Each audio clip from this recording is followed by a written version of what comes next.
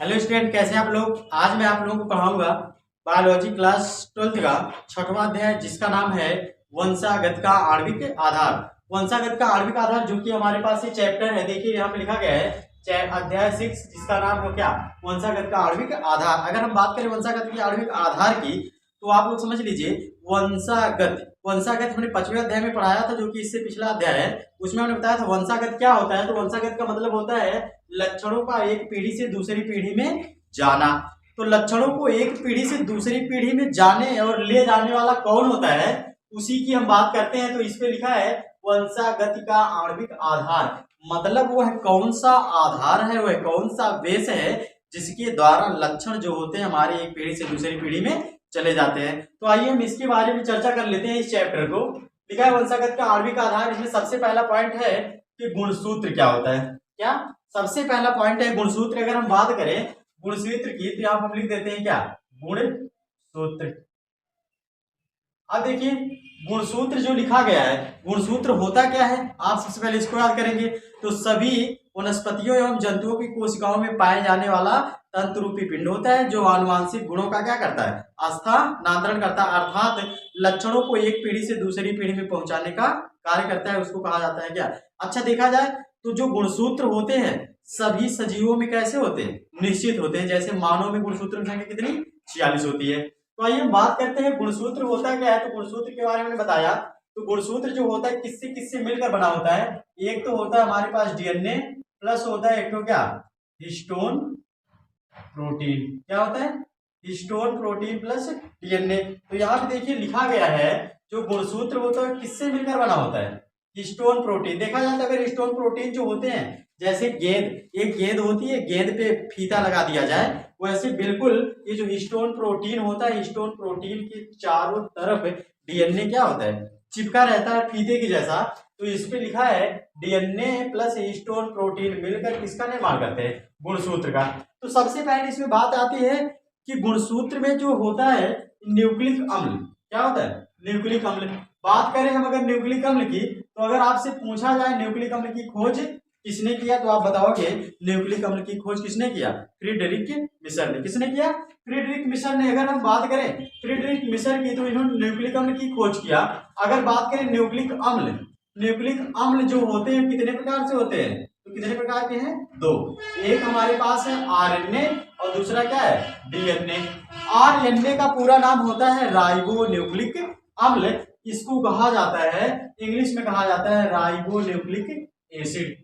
DNA की अगर बात करें तो डीएनए का क्या नाम है, डीऑक्सी राइबो न्यूक्लिक अम्ल, या तो इंग्लिश में कहा जाता है डीऑक्सी राइबो न्यूक्लिक एसिड।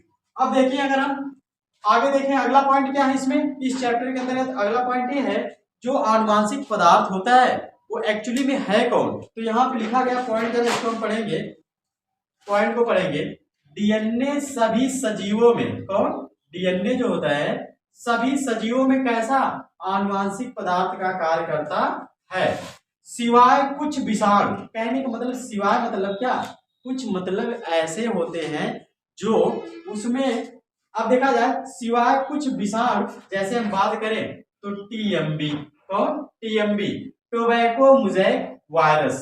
कौन सा, टोबैको मोज़ेक वायरस। या तो बात करें HIV, human immuno deficiency virus.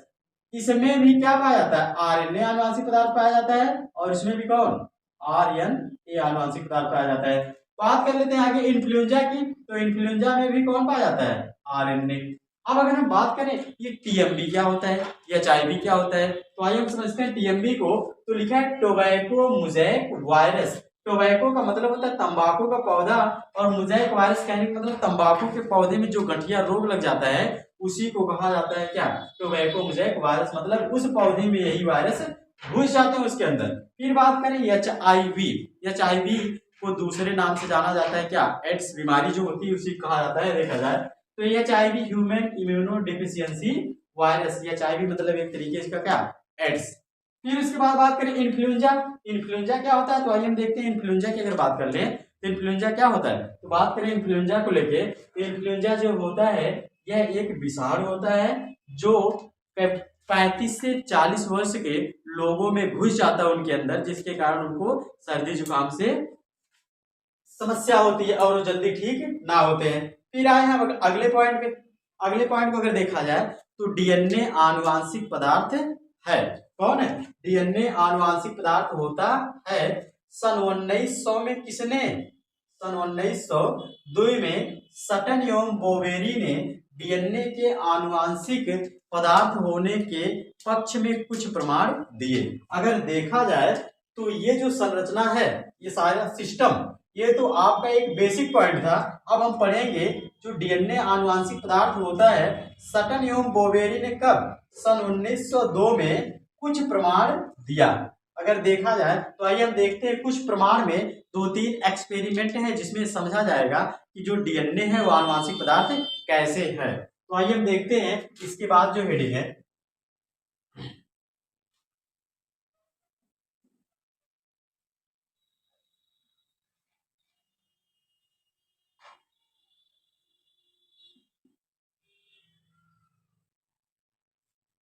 इसके बाद हेडिंग को हम समझते हैं। हेडिंग जो है आपके पास, ग्रिफिथ का स्थानांतरण प्रयोग। ग्रिफिथ का स्थानांतरण प्रयोग। अगर हम बात करें ग्रिफिथ के स्थानांतरण प्रयोग की तो इसको कहा जाता है ग्रिफिथ एक्सपेरिमेंट। मतलब ग्रिफिथ ने क्या किया था, ग्रिफिथ ने कैसे एक्सपेरिमेंट किया था, कैसे वो जज किए थे कि डीएनए आनुवांशिक पदार्थ होता है। ये पहला प्रयोग था डीएनए आनुवांशिक पदार्थ होने के प्रमाण में प्रत्यक्ष को अगर देखा जाए तो ये पहला था पक्ष जो था, कौन सा? ग्रिफिथ का स्थानांतरण प्रयोग। अब अगर देखा जाए तो ग्रिफिथ के स्थानांतरण प्रयोग में हुआ क्या था, तो इसमें हम लिखेंगे जीवधारी ना लिख के लिखेंगे स्तनधारी। कौन से? स्तनधारियों में निमोनिया रोग उत्पन्न करने वाले जीवाणु। स्तनधारियों में कौन सा? स्तनधारियों में निमोनिया रोग। कौन सा रोग? निमोनिया रोग उत्पन्न करने वाले जीवाणु कौन कौन से? एक है स्ट्रेप्टोकोकस,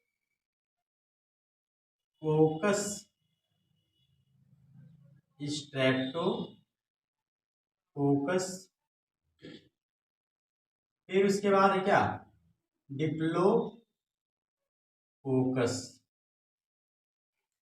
निमोनी।